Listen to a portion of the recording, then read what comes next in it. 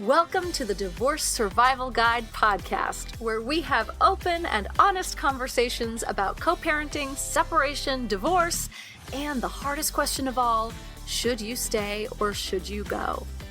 I'm Kate Anthony, your divorce survival guide, and I'm here to help you navigate some of the roughest waters you've ever swum in and answer some of your toughest questions.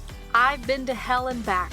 And now it's my mission in life to help you get to the other side of this process with your sanity and your heart intact.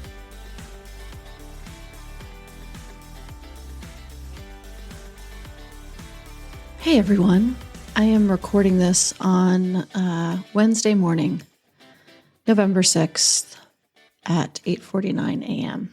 And the election results are in. And what I consider to be the worst has happened. And if you're listening to this podcast, my guess is that you feel similarly. And I had a podcast episode all lined up for today, and it just felt wrong to really air anything other than an acknowledgement of what has happened in the last 24 hours. Also to say that however you are processing this and whatever you're feeling is correct, is okay. I know people right now who are having trouble getting out of bed. I know people who are clinging to hope. My ex-husband texted me this morning and said that he was rereading Viktor Frankl's Man's Search for Meaning, which is about finding hope. From a man who was in a concentration camp in Austria during World War II. And that's what he needs right now. He needs to cling to hope. And I have no idea. I am numb. I'm in shock. I really honestly didn't believe this would happen. I certainly didn't believe it would happen in the numbers that it happened. And the demographics that it happened from. I am really, really sad to live in a country that really doesn't value the lives of women, of queer people, trans people, other marginalized groups. And I shouldn't be shocked by it because this country was built on the foundation of just that. This country was built on the foundation of slavery and genocide and white supremacy, and here we are. And so, one could say that the experiment failed. If democracy at the level at which America attempted to create it was an experiment, it appears to have failed, and we'll see, right? Maybe we will prevail. I'm not feeling all that hopeful today, so if you're here for hope, sorry. Just got to be honest. And I have been lying in my bed, staring out the window, thinking about you guys and thinking about what this means for women, what it means for our reproductive freedom, what it means for our marital freedom. Project 2025 is pretty damn clear on all of the rights it wants to strip us of, including the right and ability to divorce, without having to prove extreme fault and duress and abuse, essentially. I mean, unless you are kind of being beaten within an inch of your life, probably they don't want you getting divorced. And even then, I mean, J.D. Vance was pretty clear on that. So there's a lot at stake. It's not at stake anymore. There was a lot at stake, and America chose. And I think we have to live with that. And, it was one thing to make this choice in 2016 where we were like, oh, he can't really. And it's another thing entirely to make this choice in 2024 because things have gotten much more clear. And there's nothing covert about any of this anymore. And I know a lot of you are triggered by the fact that a toxic abuser, convicted rapist, has been elected into the highest office of the land. Hearing his voice, I can't turn on the news. I usually listen to NPR. I don't watch cable news, but I do get my news from NPR, and I didn't turn it on today because I just can't. I can't hear him.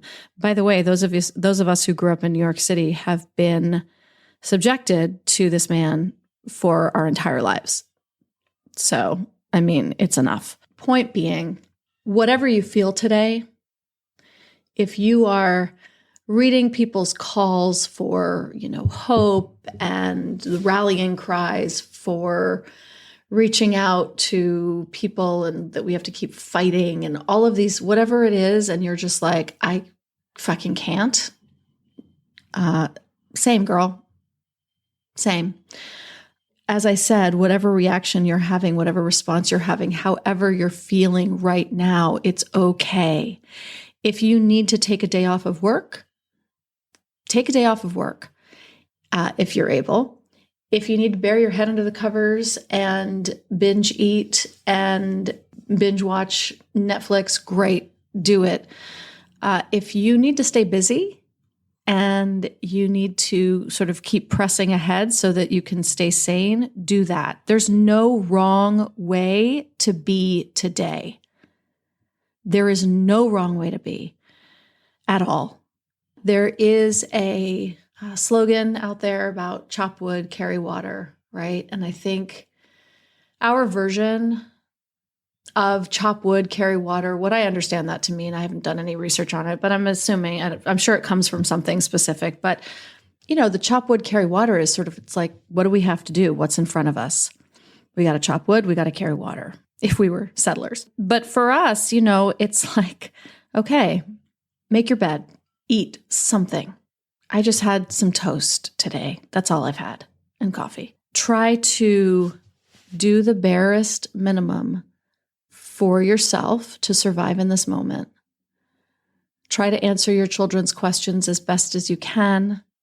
I think it's important for us right now to not scare the living shit out of our children. I think we can't lie to them, but we also need to assure them that we'll do whatever we need to do to protect them. If you have queer or trans children and you are in a state in which they're not safe, I would love to be able to say, get the fuck out of there. And you may have to. And you also may not be able to. And so what does that mean for you and your children? And if they're scared, they have every right to be. And so how do you support them and help them feel safe in an environment that may not be safe? What I will say is what I feel today, and to the men who are listening, if you are not part of this, then God love you, and please work harder for us. But right now I'm feeling that men are not safe. And I feel that, on a daily basis in general, based on my experience and what I hear from all of you. But if you are feeling as I am right now, because looking at the demographics, looking at the voter, demographics, that men are not safe, including, Latino men, Black men who voted overwhelmingly against their interests. If you are feeling unsafe right now, I think you have absolutely every reason to feel that way. And what I will say is that if you are contemplating divorce, if you are married to a toxic abuser, my guess is they are going to start feeling really emboldened right now.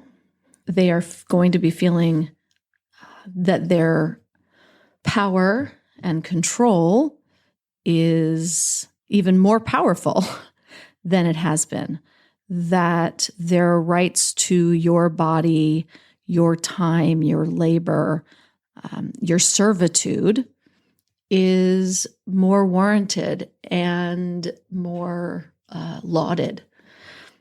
And so if you are considering getting divorced, if I were you, truly, I think we need to start thinking about filing before January 6th or whatever day inauguration day is.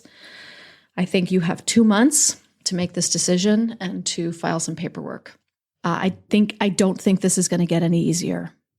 And I also don't think it's going to get any more safe. I think we are looking at an increase in levels of domestic violence. We're looking at an increase in levels of domestic terrorism and all sorts of other things. Over the next 4 years, Donald Trump is going to appoint more Supreme Court justices. They're going to be young, the way that Amy Coney Barrett and Brett Kavanaugh are. They are going to rule the court for at least the foreseeable future, well beyond Trump's term, if indeed he steps down at the end of his term. The point is that this is not a 4-year problem. This is going to be a national problem for probably the rest of our lifetimes. If you want out, my love, and you're contemplating it, you're thinking about it, you're concerned, you're confused, it's time to get clear. It's time to realize that, when the sort of screws get tighter on our rights and our ability to choose what we want for our lives, this is just going to get harder and harder. So I urge you to really think about that. If you want a safe place, please come to Phoenix Rising. Please. I mean, I'm not fucking around here. I'm not talking about for my own monetary gain. I'm not really, my goal is to keep women safe right now. So if you are contemplating divorce and you need to get through this and you're fucking terrified right now and you're triggered and all of the things, find a support group, find a support system. If it's Phoenix Rising, great. That's just the one that I run. Whatever it is, if it's your local moms group, my local moms group is amazing. It's very small. It's very intimate. We are all on the same page, and there is tons of support there. Find your people, find your support systems, and lean into those as much as you possibly can. Like I said, however you feel today, whatever you are capable of today is enough. Whatever you're capable of tomorrow and the next day, it's enough. And when you are ready, believe me, the fight will be waiting. I am attending the ACLU Bill of Rights Awards dinner on Sunday, and I was really looking forward to it being celebratory. And then this morning I kept thinking, I don't want to go. How are we going to do this? How are we going to all gather? And then I realized that that is actually where I'm going to find hope. I'm going to find hope in a room full of the biggest activists we have in our country. I'm going to find hope with the people who are doing the boots on the ground work and telling us what to do and how to do it. And I will pass that along when I get that information. I am also very strongly considering my use of social media these days. You may have noticed I'm really not on Instagram. I'm barely on Instagram. I do post on my personal Facebook page, but I don't know how safe this is going to be for much longer for people like me. So I may end up sending more, emails or something. I don't know what I'm going to do. But when I find out what the ACLU and our incredible pool of activists and people really making a difference in this country want us to do, I'll let you know what their calls to action are. In the meantime, rest, take care of yourself, take care of your babies, and more will be revealed. That's all I got today. I love you guys so, so very much. Thanks for tuning in to another episode of the Divorce Survival Guide podcast. If you like what you hear, head on over to Apple Podcasts or wherever you listen in and leave me a review. And don't forget to follow me on Instagram at the Divorce Survival Guide. I'll see you next time, and until then, remember, you, my love, deserve to be happy.